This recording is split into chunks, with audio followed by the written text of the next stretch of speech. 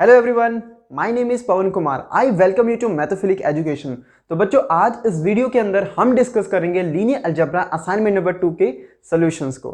ठीक है बच्चों, आई होप आप सभी ने सभी प्रॉब्लम्स को ट्राई किया होगा। तो एक एक करके इस वीडियो के अंदर हम सभी क्वेश्चंस को डिस्कस करेंगे और अगर आपका कहीं डाउट होता है तो आई होप मैं उसको कवर कर पाऊं। तो चलिए बच्चों शुरू करते हैं, एक एक करके सारे क्वेश्चंस करेंगे। ट्राई करूंगा कि इस वीडियो के अंदर मैक्सिमम टू मैक्सिमम क्वेश्चंस मैं कवर कर पाऊं। तो चलिए शुरू करते हैं। सबसे पहले देखते हैं क्वेश्चन नंबर 1। तो बच्चों क्वेश्चन नंबर 1 जो है बहुत ही इजी था, आई होप आप सभी ने कर लिया होगा। तो चलिए देखते हैं कि आखिरकार इस क्वेश्चन के अंदर है क्या। तो हो सकता है बच्चों आपके पास अभी मौके पे असाइनमेंट ना हो तो आपको स्क्रीन के ऊपर जो है क्वेश्चंस दिख रहे होंगे, ठीक है, वहां से आप नोट कर लीजिएगा। ठीक है जी। तो क्वेश्चन नंबर 1 के अंदर है क्या, देखते हैं सबसे पहले। तो बच्चों क्वेश्चन नंबर 1 के अंदर क्या है, हमें दिया गया है एक वेक्टर स्पेस V और ये वेक्टर स्पेस क्या है, it is a space of twice differentiable functions on R satisfying f double prime minus 2f prime plus f is equal to 0।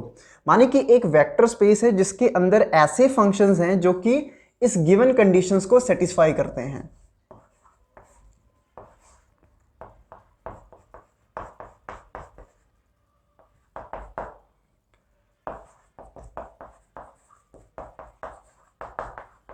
ठीक है बच्चों, तो ये हमारे पास क्या है, वेक्टर स्पेस है। उसके बाद हमें एक लीनियर ट्रांसफॉर्मेशन दिया गया है from V to R square और डिफाइन कैसे किया गया है, T of f is equal to f prime 0 f0 this thing. और हमसे पूछ क्या रखा है, देन T इज 1 1 ऑन 2। तो मतलब ये सारी चीजें जो नॉर्मली होती हैं ये हमसे पूछ रखा है, 1 1 है, ऑन 2 है, नहीं है, क्या नहीं है, ठीक है ना। तो ये सारी चीजें हमसे पूछ रखी हैं। ठीक है बच्चों, तो हमें पता है बच्चों जब भी हम किसी भी लीनियर ट्रांसफॉर्मेशन के 1 1 या ऑन 2 होने की बात करते हैं तो उस केस में जो हमारी सबसे पहली अप्रोच होती है वो ये होती है कि हम लोग उसकी नलिटी चेक करते हैं। ठीक है, नलिटी जब पता लग जाती है, अगर नलिटी 0 आती है तो हम कह देते हैं हमारी मैपिंग क्या है, 1 1 है। और नलिटी अगर नॉन 0 आती है तब वो 1 1 नहीं होता, राइट। और वहीं से जो है नलिटी जब निकल के आ जाती है वहीं से हम रैंक की बात भी कर लेते हैं यूजिंग रैंक नलिटी थ्योरम। ठीक है बच्चों, तो यही हमारी जो होती है अप्रोच होती है जब भी क्वेश्चन पूछा जाए पेपर के अंदर कि 1 1 है या ऑन 2 है। लेकिन यहाँ पे ना प्रॉब्लम है। प्रॉब्लम क्या है, आप देख पा रहे होंगे कि यहाँ पे जो वेक्टर स्पेस V दिया गया है, वेक्टर स्पेस तो हमें पता है कि क्या है, लेकिन यहाँ पे हमें ये नहीं पता कि इसके डायमेंशन क्या है। क्योंकि इसके जब तक आपको डायमेंशन पता नहीं होगी आप क्वेश्चन में नलिटी तो निकाल लेंगे, कोई बड़ी बात नहीं है, लेकिन जब आप रैंक निकालने के लिए आगे बढ़ेंगे तो वहां पे रैंक नलिटी थ्योरम के अंदर डायमेंशन ऑफ V यूज होगा। और जब डायमेंशन ऑफ V नहीं पता होगा तो आप रैंक नहीं निकाल पाएंगे, और अगर आप रैंक नहीं निकाल पाएंगे तो आप ऑन टू की बात नहीं कर पाएंगे। ऐसा इसलिए जरूरी है यहाँ पे डायमेंशन ऑफ V, क्योंकि और कोई रास्ता यहाँ पे आपके पास है नहीं कि जिसकी मदद से आप जो है उसकी रैंक निकाल पाएंगे तो इसकी शक्ल से निकाल पाएंगे, लेकिन वो लेंथी काम है। ठीक है, वो क्या है, लेंथी काम है। जो फास्टेस्ट अप्रोच है वो यही है कि रैंक नलिटी थ्योरम यूज करिए, और उसके लिए हमें डायमेंशन ऑफ V निकालना जरूरी है। तो सबसे बड़ा मुद्दा यहाँ पे है डायमेंशन ऑफ V। तो सबसे पहले हम क्या करेंगे, डायमेंशन ऑफ V निकालेंगे, क्योंकि एक बार ये पता लग गया क्वेश्चन आसान है। ठीक है जी। तो कैसे डायमेंशन ऑफ V निकालेंगे, तो इसको गौर से देखिए कि V is a vector space such that ये कंडीशन सेटिस्फाई हो रही है। माने कि यहां पे वैसे फंक्शन है जो इस कंडीशन को सेटिस्फाई कर रहे हो। इस कंडीशन को ध्यान से देखिए, ये कंडीशन आखिरकार है क्या। आपको ये बहुत जानी पहचानी लग रही होगी, आपने डिफरेंशियल इक्वेशन पढ़ा है, उसके अंदर अगर मैं f की जगह y रख दूं तो अभी आपको लग रहा होगा कि ये कुछ भी नहीं है, ये तो सेकंड ऑर्डर की होमोजेनियस डिफरेंशियल इक्वेशन है जो कि हम डिफरेंशियल इक्वेशन वाले टॉपिक के अंदर पढ़ते हैं, और इसे बकायदा हमें सॉल्व करना आता है। और हमें पता है कि इसका ऑर्डर क्या है, 2 है। अगर इसका ऑर्डर 2 है तो इसके जो लीनियरली इंडिपेंडेंट सॉल्यूशंस आएंगे टोटल वो कितने आएंगे, 2 आएंगे। तो इसका मतलब क्या है, यहां से हमें क्या पता लग रहा है कि यहां पे हमारे पास क्या आएगा, यहां पे हमारे पास 2 लीनियरली इंडिपेंडेंट सॉल्यूशंस आएंगे।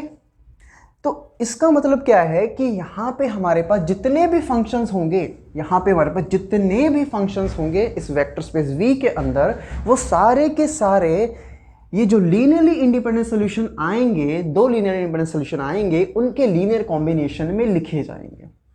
और असल में डायमेंशन होता क्या है? यही तो होता है जो पढ़ के आते हैं, राइट? तो यहां से हमें क्या पता लग रहा है कि जो डायमेंशन ऑफ V है वो क्या है बेटा? 2 है, राइट? ये लीनियरली इंडिपेंडेंट सॉल्यूशन क्या है वो आप इजीली इसको सॉल्व कर लेते हैं। कैसे? ऑक्सिलरी इक्वेशन बनाएंगे, ठीक है? वो क्या निकल के आएगी यहां पे ऑलरेडी दे रखी है, तो ये आ जाएगा हमारे पास d² - 2d + 1 is equal to 0। इसको जब सॉल्व करेंगे, ये तो बड़ा क्यूट सा है, इसको तो हम बड़ी आसान तरीके से लिख सकते हैं, ठीक है जी। तो ये हमारे पास आ गया d = 1 and 1। तो यहाँ पे हमारे पास जो सोल्यूशन आएगा, जनरल सोल्यूशन जो आएगा वो आएगा बच्चों, that is c1 × e⁻x plus c2 × x × e⁻x। तो ये हमारे पास क्या है? जनरल सोल्यूशन है इस गिवन डिफरेंशियल इक्वेशन का, ठीक है जी। अब जहां जहां y है वहां पे f डाल दीजिए, तो माने f हमारे पास क्या आ जाएगा यहाँ पे, ठीक है जी। f हमारे पास क्या आ जाएगा? c1 × e⁻x plus c2 × x × e⁻x। और यहाँ पे देखिए ये और ये आपस में क्या है? लीनियरली इंडिपेंडेंट है। और c1 और c2 क्या है? ये फील्ड में से कुछ स्केलर्स हैं, ठीक है जी। तो यहाँ पे आप देख पा रहे हो कि इन दोनों के लीनियर कॉम्बिनेशन में हमारा v का हर फंक्शन लिखा जा रहा है। और यहीं से हमें क्या पता लग गया कि जो डायमेंशन ऑफ v है वो कुछ और नहीं, वो कितनी है भैया? 2 है। अभी इसकी डायमेंशन हमें पता लग गई, पहला काम ओवर। अब आगे बढ़ेंगे हम लोग नलिटी की तरफ, ठीक है जी। तो नलिटी के लिए हम क्या करते हैं? कर्नल की शक्ल देखते हैं कैसी है, ठीक है जी। तो इसको मैं इरेज कर देता हूं।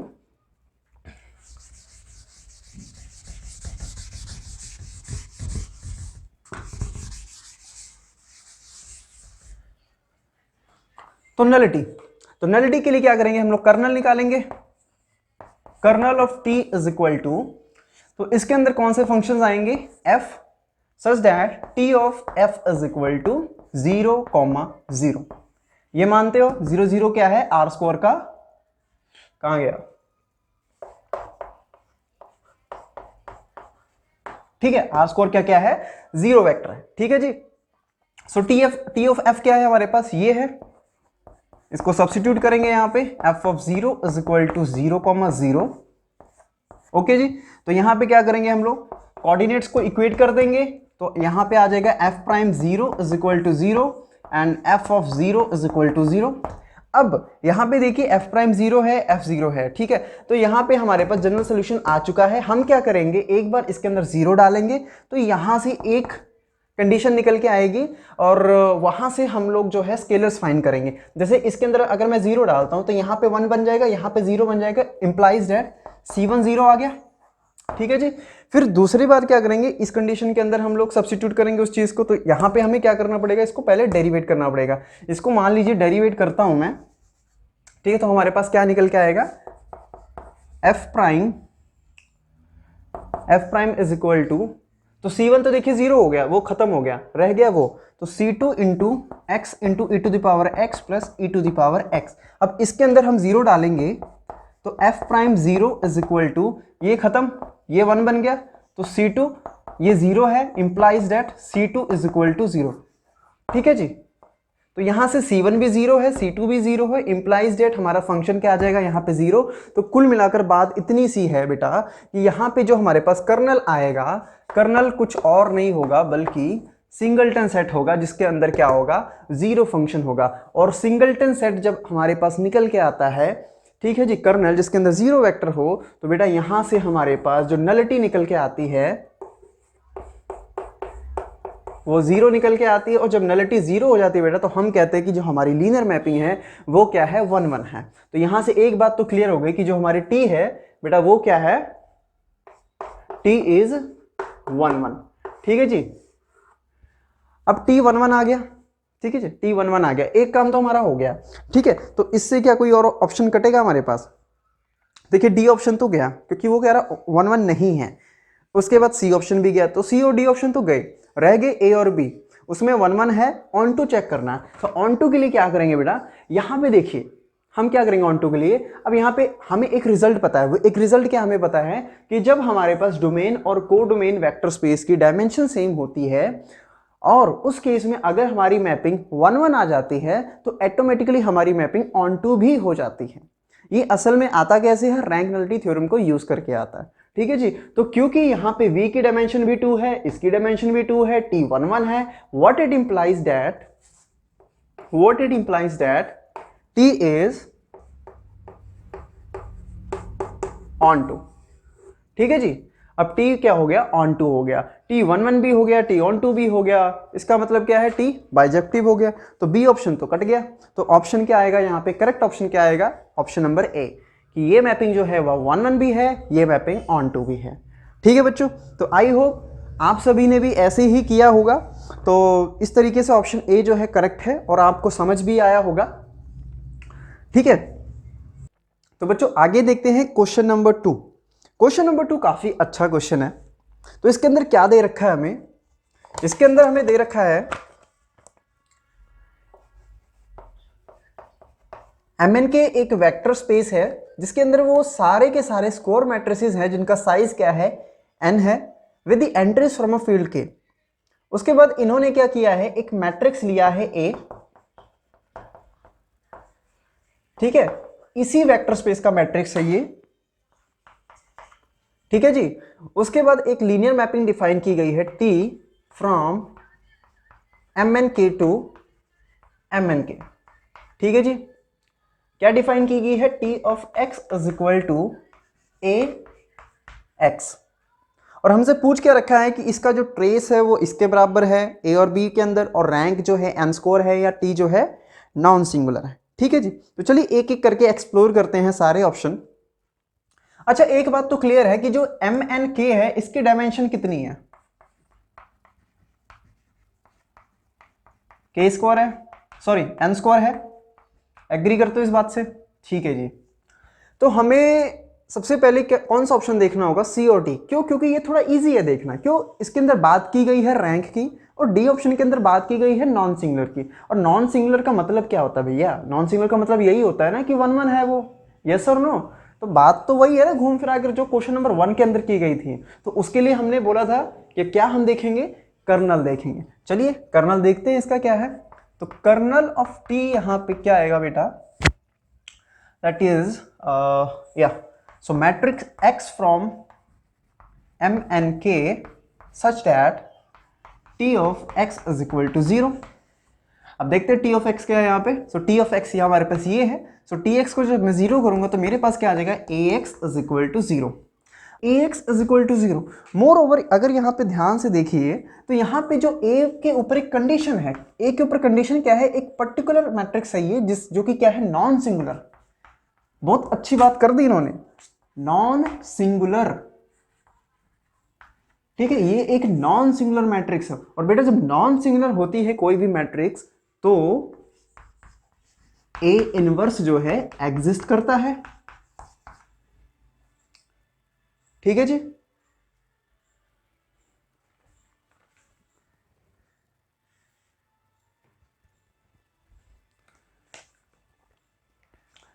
तो जब मैट्रिक्स नॉन सिंगुलर होती है तो A इनवर्स एग्जिस्ट करता है, इस बात से एग्री करते हो? ठीक है जी, अब इस चीज को यहां पे यूज करेंगे कैसे, देखिए Ax इज इक्वल टू 0, तो यहां से ये कह पाना कि मेरे कर्नल के अंदर कौन से कॉलम वेक्टर्स आएंगे बड़ा मुश्किल है।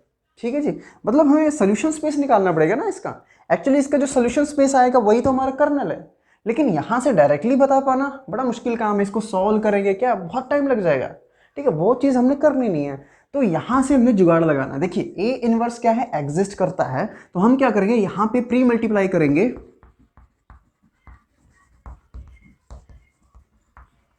ए इनवर्स से। What we get, A inverse A X is equal to A inverse, ये जीरो मैट्रिक्स है बेटा, जीरो नहीं है, ये जीरो रियल नंबर नहीं है, जीरो मैट्रिक्स है, ध्यान रखना। तो ये हमारे पास क्या बन गया, X is equal to 0 matrix.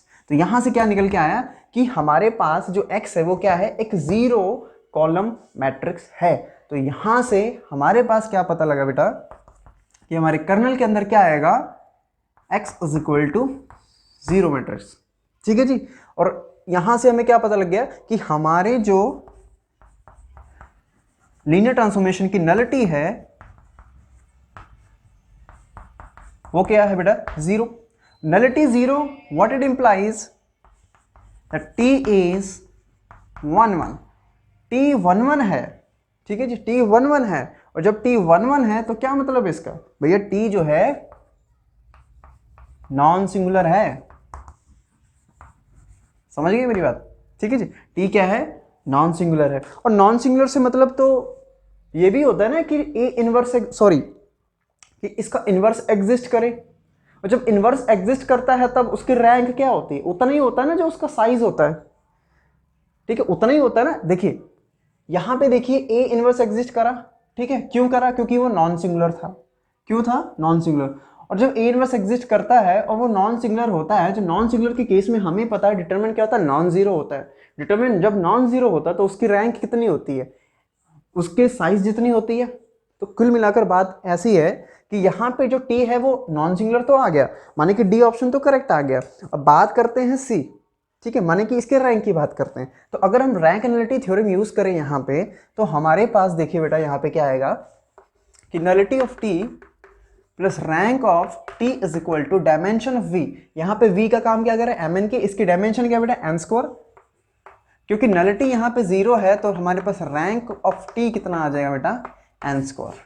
ठीक है जी। तो यहां से क्या पता लगा कि डी ऑप्शन भी सही है और सी ऑप्शन भी सही है।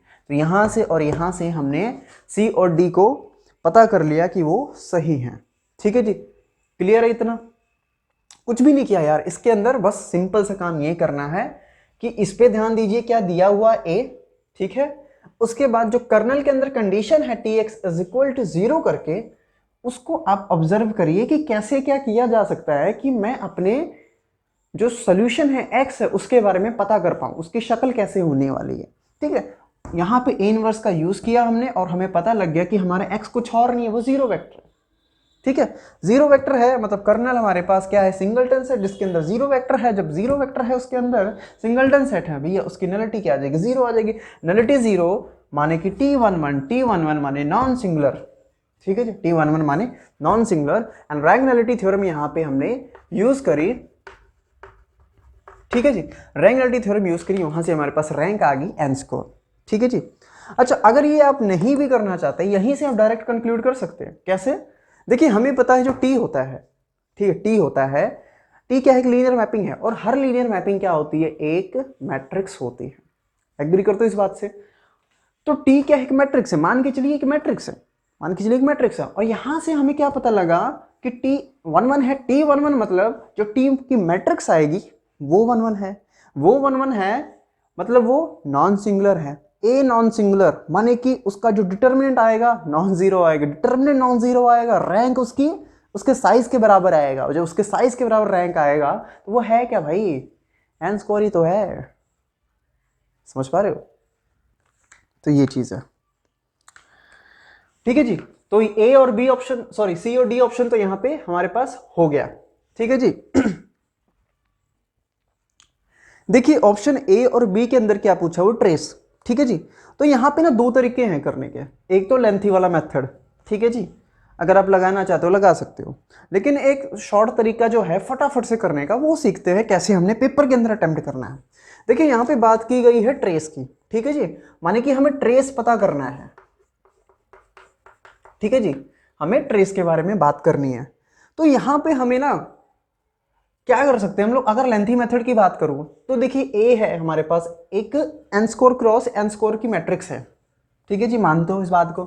तो ए को हम कुछ लेट कर लेंगे A B C D type में। ठीक है जी, A B C D type में लेट कर लेंगे। फिर जो हमारे पास मैपिंग दे रखी थी that is T of X is equal to A X. ठीक है, तो यहां से इसको सॉल्व करेंगे मैट्रिक्स को बढ़िया से।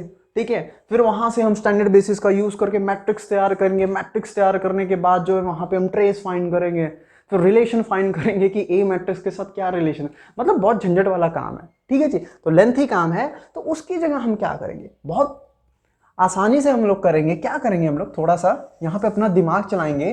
क्या करेंगे बेटा, यहाँ पे एन की वैल्यू जो है मैं लेट कर लूंगा। यहाँ पे एन की वैल्यू बेटा हम क्या लेट कर लेंगे, 2।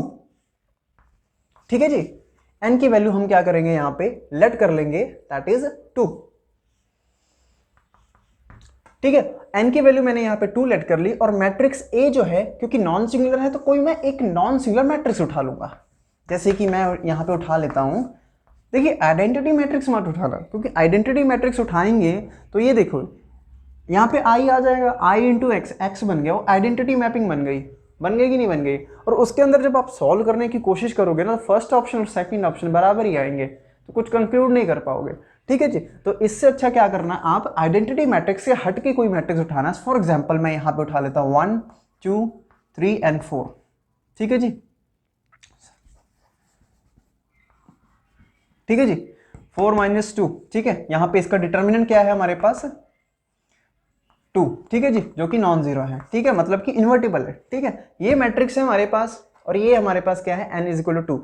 ठीक है जी, अब हम क्या करेंगे, जहां जहां n है वहां पे 2 डाल देंगे, जहां a है उसकी जगह ये डाल देंगे। ठीक है जी, मतलब हमारा काम जो है ना आसान हो गया। अब t ऑफ x की शक्ल क्या आ जाएगी, 1 2 1 4।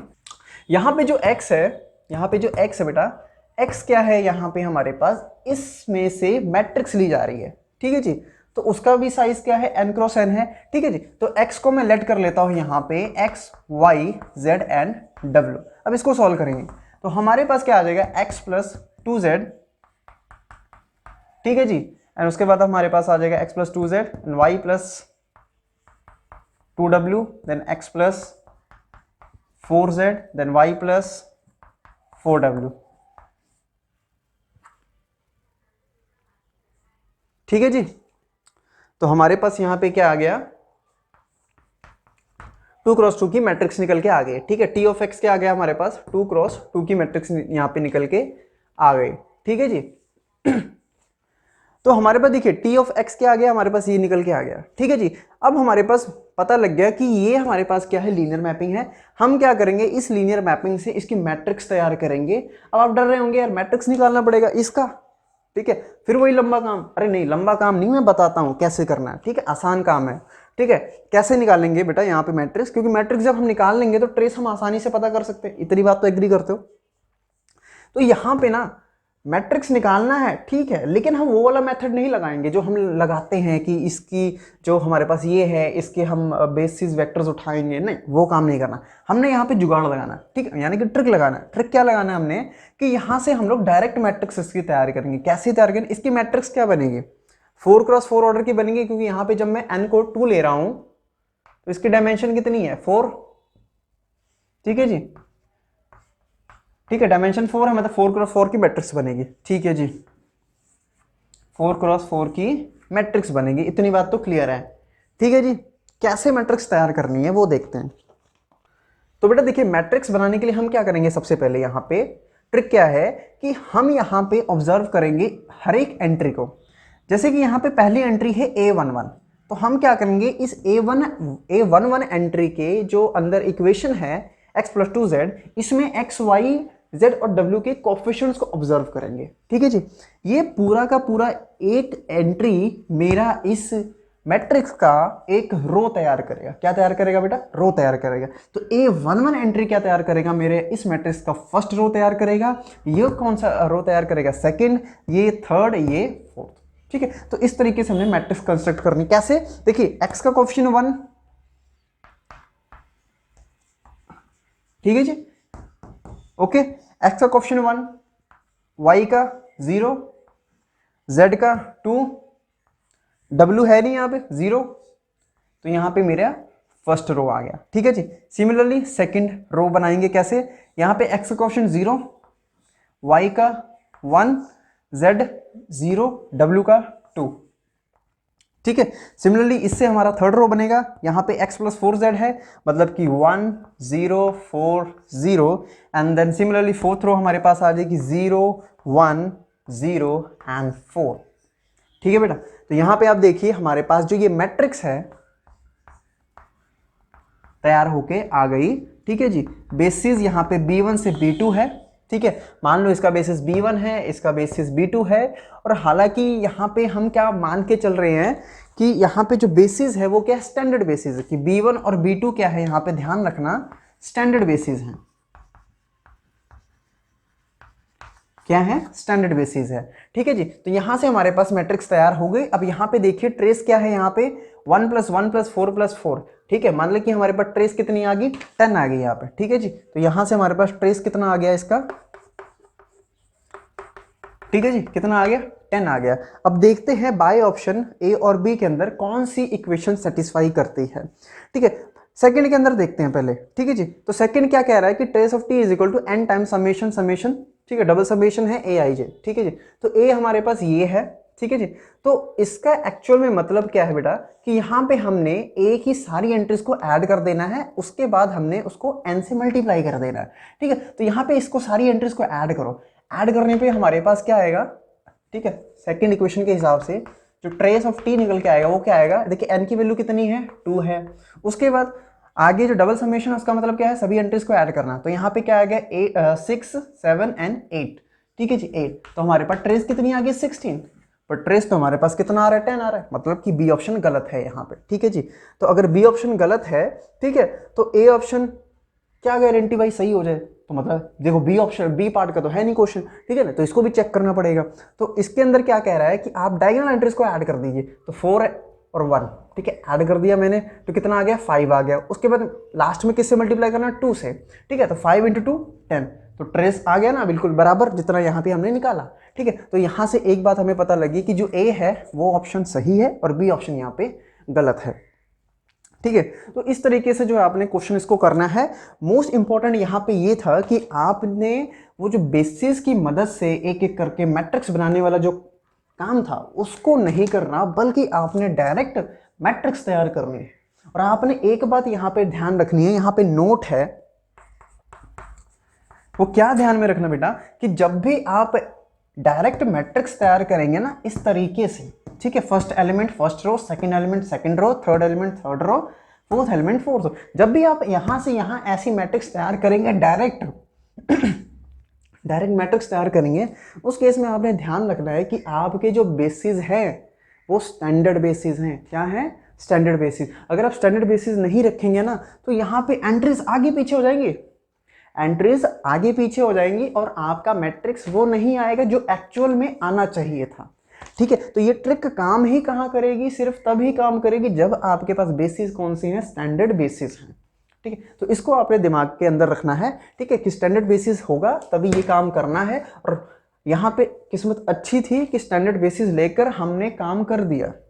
ठीक है ना, हमें अलाउ था, ठीक है, कोई भी बेसिस ले लो। ठीक है, क्योंकि यहाँ पे कुछ कंडीशन नहीं दे रखी थी कि हाँ बेसिस आपको ये लेना है। ठीक है जी, तो अगर आपको ऐसा मौका मिलता है, ठीक है, कि कोई भी बेसिस यूज करो भाई, स्टैंडर्ड यूज करो। मैट्रिक्स अगर इस फॉर्म में दिख रही है आपको लीनियर ट्रांसफॉर्मेशन, मैट्रिक्स बनाओ, डायरेक्ट क्वेश्चन हो जाएगा फटाफट से। ठीक है, तो इस तरीके से जो है क्वेश्चन नंबर 2 करना था। आई होप अगर आपका कोई डाउट रहा होगा तो आपने इसको, आपको क्लियर हो गया होगा। ठीक है जी, तो इस तरीके से करना है इस क्वेश्चन को। ठीक है जी, सी और डी कर लिया था, नलिटी फाइन करके, कर्नल फाइन करके, एंड जो ए और बी ऑप्शन था वही थोड़ा सोचने वाला था, तो उसके अंदर मैंने बता ही दिया ये है easiest approach, fastest approach, easiest approach. And जो नॉर्मली करते हैं हम लोग ए बी सी डैट करके, वो भी कर सकते हो। ठीक है, वो थोड़ा लेंथी काम हो गया, सब्जेक्टिव वे हो गया। ठीक है जी, तो आगे बढ़ते हैं क्वेश्चन नंबर 3 के ऊपर। ठीक है जी, तो बच्चों अगला देखते हैं क्वेश्चन नंबर 3। क्वेश्चन नंबर 3 अच्छा क्वेश्चन है, काफी अच्छा क्वेश्चन है।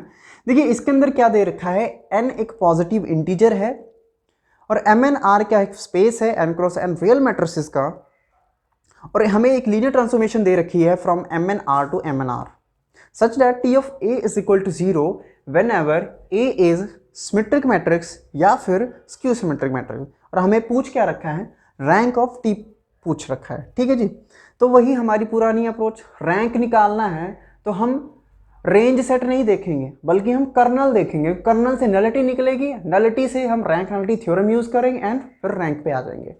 ठीक है जी, तो हमें यही काम करना है इसके अंदर भी। ठीक है जी, सो टी हमारे पास क्या है, MN/R से MN/R तक एक लीनियर ट्रांसफॉर्मेशन है सच that T of A is equal to 0 when A is symmetric or skew symmetric matrix। ठीक है जी, इसकी डायमेंशन n स्क्वायर, इसकी डायमेंशन n स्क्वायर। ठीक है जी, इतनी बात क्लियर है। ए का साइज कितना है n क्रॉस n, ओके, माने कि स्क्वायर मैट्रिक्स है, ठीक है जी। तो इस चीज को देखिए, ठीक है, T of A is equal to 0 when A is a symmetric और स्क्यू सिमेट्रिक मैट्रिक्स, ठीक है जी।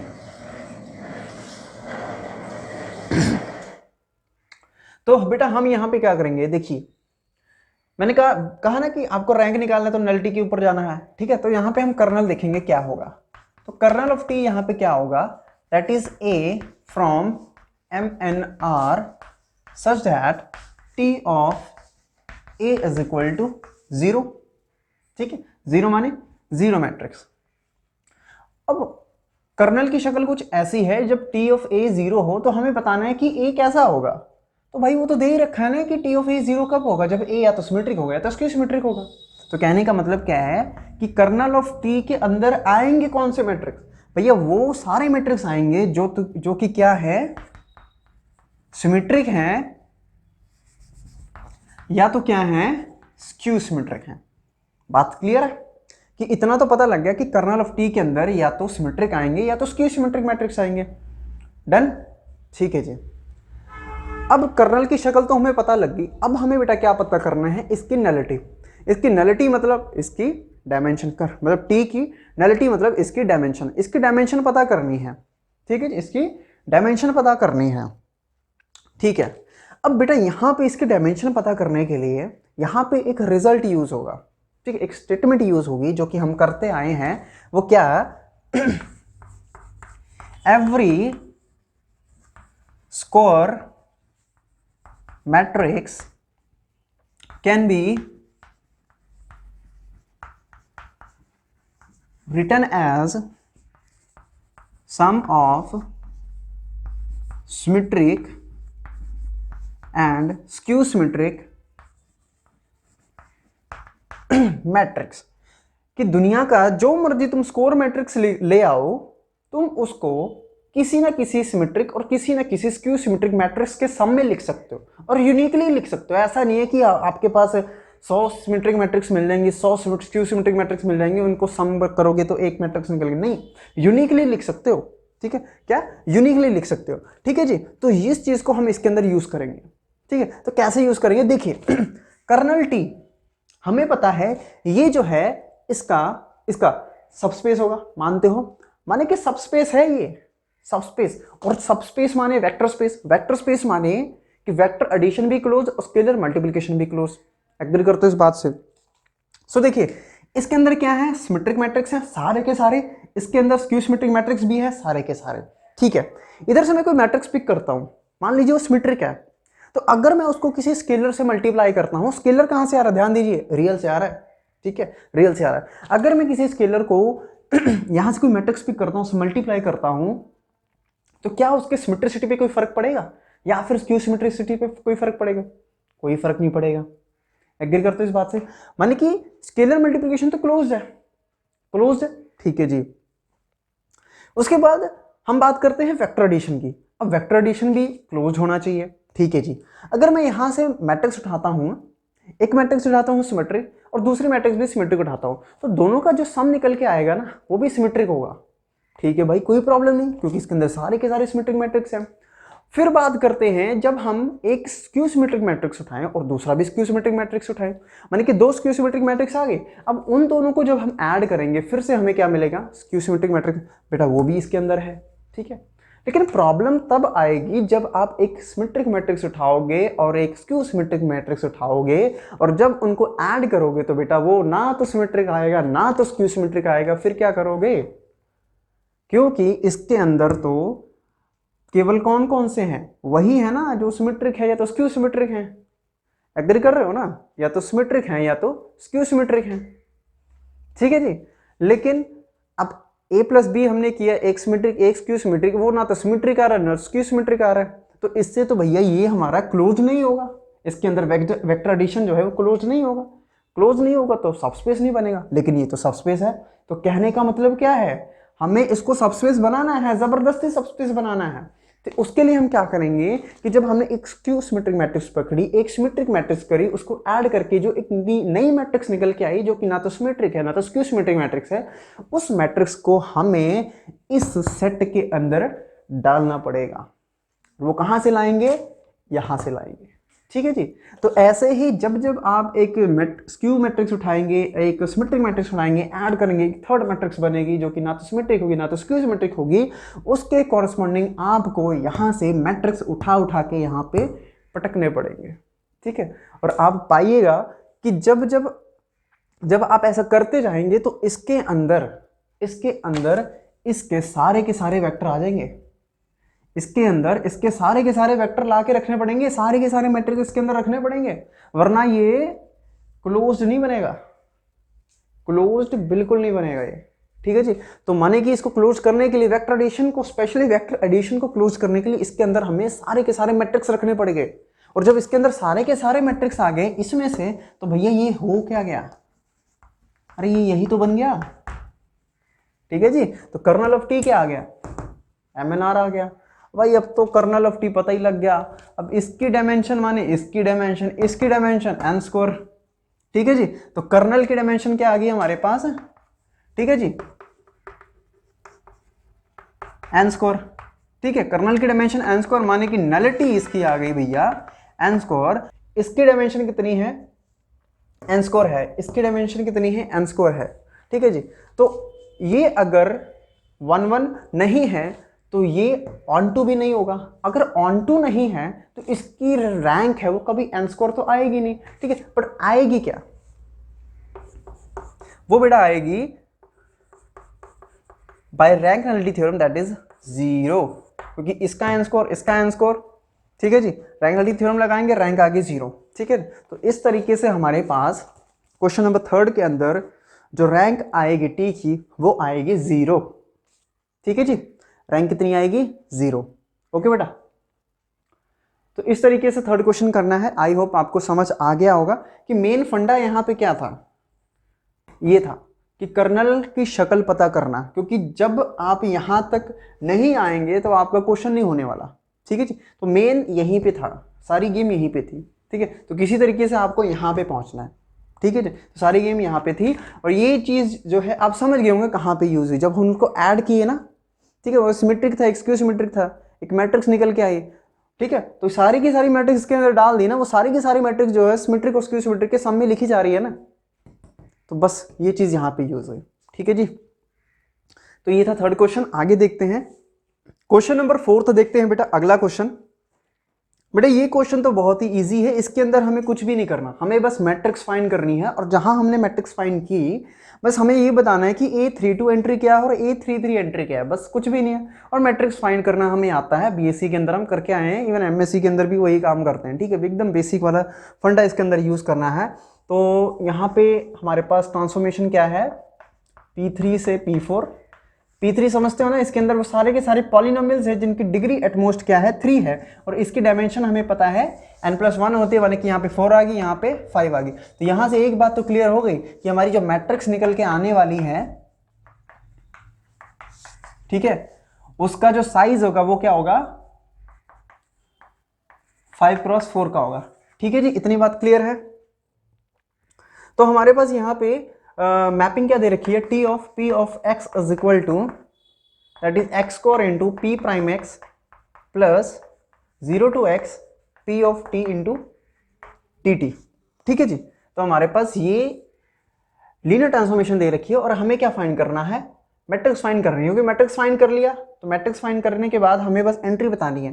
ठीक है जी। तो कैसे फाइंड करते हैं? वही बेसिक तरीका। हम क्या करेंगे? बेसिस के एलिमेंट्स पकड़ेंगे। यहाँ पे P3 है, P3 का बेसिस क्या आएगा? B3। ठीक है, that is 1 x square and x cube. तो हम क्या करेंगे?